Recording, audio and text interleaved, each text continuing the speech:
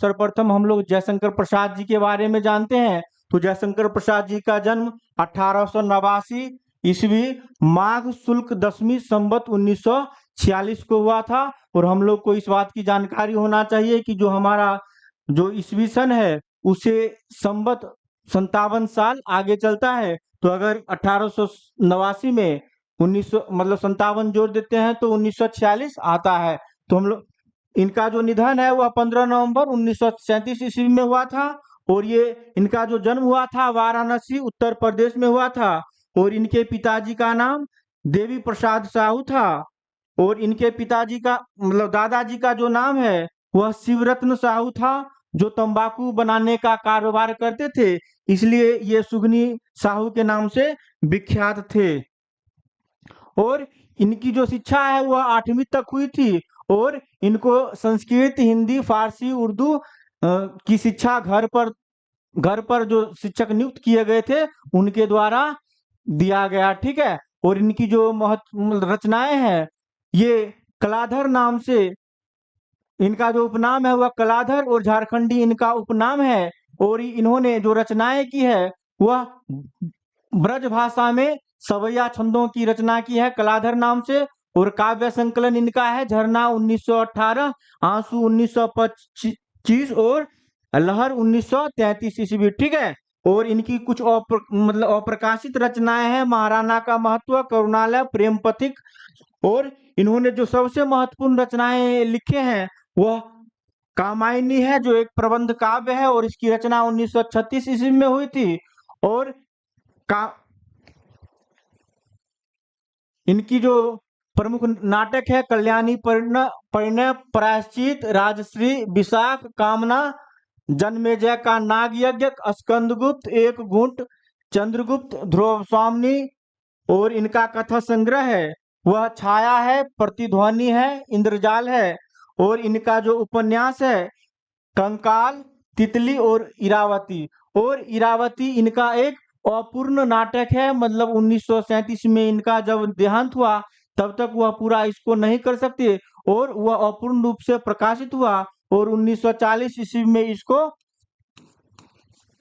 प्रकाशित, अपूर्ण रचना को ही प्रकाशित कर दिया गया, ठीक है। और जानते हैं कि बाल्यकाल में ही ये पिता के सुख से वंचित हो गए, पितृविहीन हो गए। और 2 वर्ष बाद माता जी की भी मृत्यु हो गई। परिवार में आर्थिक तंगी था, गृह कलह था। ज्येष्ठ भ्राता शंभुरत्न की मृत्यु से संकट की स्थिति और उत्पन्न हो गई, ठीक है। और आधुनिक हिंदी की स्वच्छंद काव्यधारा के अंतर्गत छायावादी काव्यधारा के ये कवि हैं। तो हम लोग को याद रखना है कि हिंदी में जो छायावाद है 1918 ईस्वी से लेके 1936 ईस्वी तक के काल को छायावाद के नाम से जाना जाता है। और छायावाद के जो 4 प्रमुख स्तंभ हैं, पिलर हैं, वह जयशंकर प्रसाद हैं, महादेवी वर्मा है, सूर्यकांत त्रिपाठी निराला है और सुमित्रा नंदन पंत है, ठीक है। और तो आधुनिक हिंदी ये जो है जयशंकर प्रसाद सबसे जो छायावाद है वो सबसे छायावादी कवियों में सबसे जो वरिष्ठ हैं। और जयशंकर प्रसाद न केवल एक महान छायावादी कवि थे बल्कि वे एक महान नाटककार, उपन्यासकार, कहानीकार और निबंधकार भी थे। देखिए छायावाद के जो महत्वपूर्ण वृत्तरही हैं जिनको ब्रह्मा, विष्णु और महेश, छायावाद का ब्रह्मा, विष्णु और महेश की संज्ञा दी गई है। तो वह है छायावाद के ब्रह्मा जयशंकर प्रसाद को कहा जाता है। और छायावाद के विष्णु है वह सुमित्रा नंदन पंत को कहा जाता है। और छायावाद के महेश सूर्यकांत त्रिपाठी निराला जी को कहा जाता है, ठीक है। और जयशंकर प्रसाद द्वारा रचित झरना को छायावाद की प्रथम रचना स्वीकार किया जाता। झरना का प्रकाशन 1918 ईस्वी में हुआ। तो जयशंकर प्रसाद जी का जो झरना है उसको छायावाद की प्रथम रचना माना जाता है।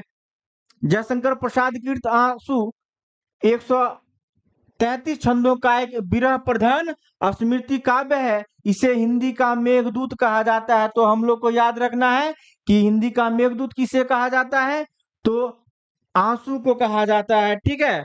और कामायनी में 15 सर्ग हैं। और जो कामायनी के जो 15 सर्ग हैं वह है चिंता, आशा, श्रद्धा, काम, वासना,